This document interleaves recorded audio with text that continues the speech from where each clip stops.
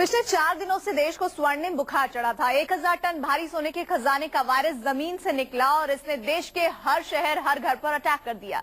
लेकिन जैसे आसार थे, 4 दिन की मियाद पूरी होते ही स्वर्णिम बुखार उतर गया और असलियत की जमीन से यही खबर आई कि 1000 टन सोने के खजाने की बात सिर्फ किस्सा गोई है। अब सवाल है कि देश पर सोने का बुखार थूपने का जिम्मेदार कौन है?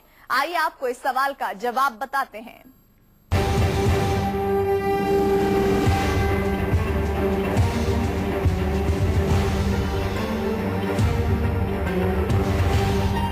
तीन दिन खुदाई, नहीं मिला खजाना।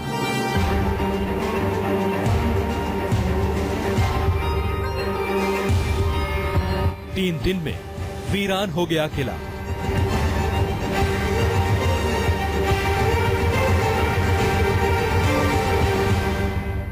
तीन दिन में खत्म हो गया तमाशा।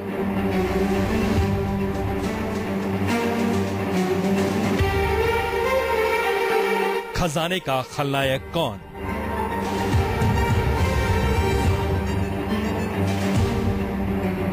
जी हां, तस्वीरें डोंडिया खेड़ा के उसी किले की हैं, जहां सरकार खजाने की तलाश में खुदाई करवा रही है।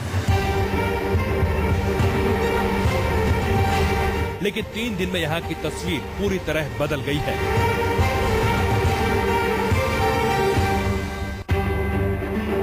अठारह तारीख को जब यहां खजाने की खोज शुरू हुई थी तो लोगों का हुजूम जमा था।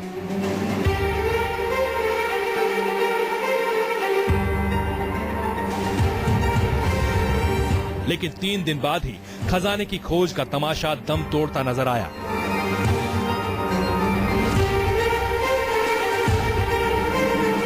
भीड़ यहां से नदारद हो चुकी है, मीडिया भी यहां से रुखसत हो चुकी है। कुल मिलाकर 3 दिन में ही किला फिर से वीरान सा हो गया है। 3 दिन के खुदाई के बाद भी खजाना तो क्या, एक सिक्का तक एएसआई के हाथ नहीं लगा। अब सवाल उठने लगा है कि आखिर 121 करोड़ लोगों को किसने बेवकूफ बनाया? कौन है खजाने का खलनायक? किले की जमीन से अभी तक खजाना तो नहीं निकला, लेकिन एक सवाल जरूर खड़ा हो गया है कि खजाने का खलनायक कौन है? वो कौन है जिसने 121 करोड़ लोगों को सुनहरा सपना दिखाया और फिर पत्थर मारकर सपने को शीशे की तरह तोड़ डाला? तो आइए आपको बताते हैं खजाने के खलनायकों के बारे में, जिनमें शामिल हैं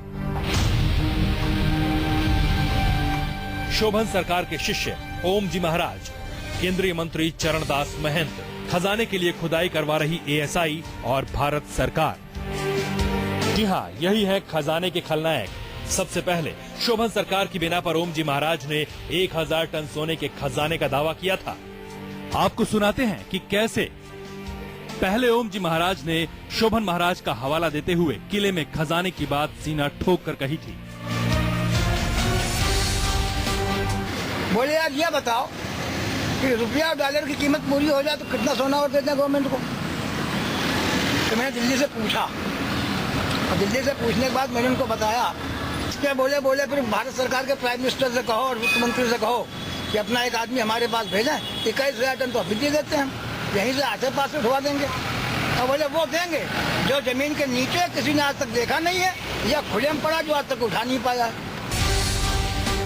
खजाने के खलनायकों में केंद्रीय मंत्री चरणदास महंत भी शामिल हैं, जिन्होंने साधु शोभन महाराज के दावे को सच मानते हुए सरकार को किले में खुदाई के लिए तैयार कराया। एएसआई भी साधु शोभन महाराज के दावे को सच मानते हुए किले में खुदाई करने पहुंच गई। लेकिन 3 दिन बाद अब लोग साधु शोभन सरकार के खजाने के सपने की हकीकत जान चुके हैं। जो लोग खजाने की बात पर भरोसा कर रहे थे, अब उन्हें हकीकत का एहसास होने लगा है। शोभन महाराज के साथ साथ ओम जी महाराज भी अब सवालों के घेरे में हैं। के अंदर अंधविश्वास भी डाला जा रहा है कि आपको डराया जा रहा है और अपनी बात भी रखी जा रही है इस माध्यम से। और यहाँ पे उन्नाव जिले में पूरे इतिहास उठा के देख लिया, इतना बड़ा किसी का साम्राज्य नहीं रहा जिसके पास 1000 टन सोना हो। घोड़े पे चढ़ के किसी को? तो ऐसे सिर्फ कहानियों में ही सुना है और मुझे कहानी ही जैसा ही प्रतीत हो रहा है। मुझे नहीं विश्वास हो रहा कि निकलेगा यहाँ पे कुछ। कुमार कुंदन, उन्नाव, न्यूज़ 24।